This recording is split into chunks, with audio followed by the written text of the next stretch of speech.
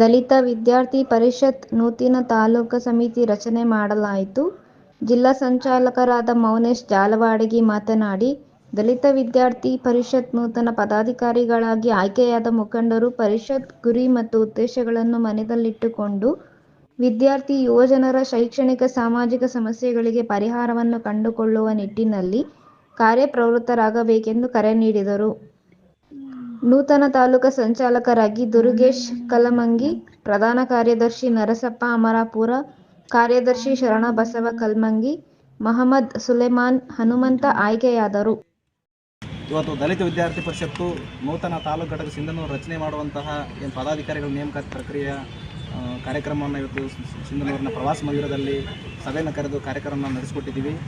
ಮತ್ತು ಇವತ್ತಿನ ಸಂದರ್ಭದಲ್ಲಿ ದಲಿತ ವಿದ್ಯಾರ್ಥಿ ಪರಿಷತ್ತು ನೂತನ ತಾಲೂಕು ಅಧ್ಯಕ್ಷರಾಗಿ ದುರುಗೇಶ್ ಕಲಮಂಗಿ ಅವರು ಆಯ್ಕೆಯಾಗಿದ್ದಾರೆ.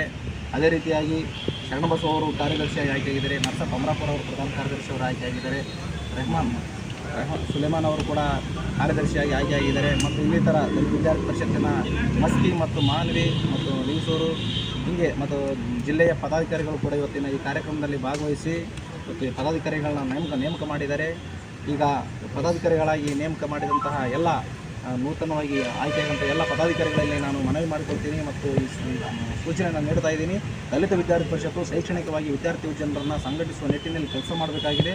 ಮತ್ತು ಈ ದಲಿತ ವಿದ್ಯಾರ್ಥಿ ಪರಿಷತ್ ನೇತೃತ್ವದಲ್ಲಿ ನೀವು ಏನು ಆಯ್ಕೆಯಾದಂಥ ಪದಾಧಿಕಾರಿಗಳು ತಕ್ಷಣವೇ ಜಾರಿಗೆ ಬಂದು ವಿದ್ಯಾರ್ಥಿ ಜನರ ಸಮಸ್ಯೆಗಳನ್ನು ಆಲಿಸುವಂತಹ, ವಿದ್ಯಾರ್ಥಿ ಜನರ ಸಮಸ್ಯೆಗಳಿಗೆ ಪರಿಹಾರವನ್ನು ತಂದುಕೊಳ್ಳುವಂತಹ, ಅವರ ಹಕ್ಕುಗಳನ್ನು ದಕ್ಕಲಿಕ್ಕೋಸ್ಕರ ಕೆಲಸ ಮಾಡಬೇಕು.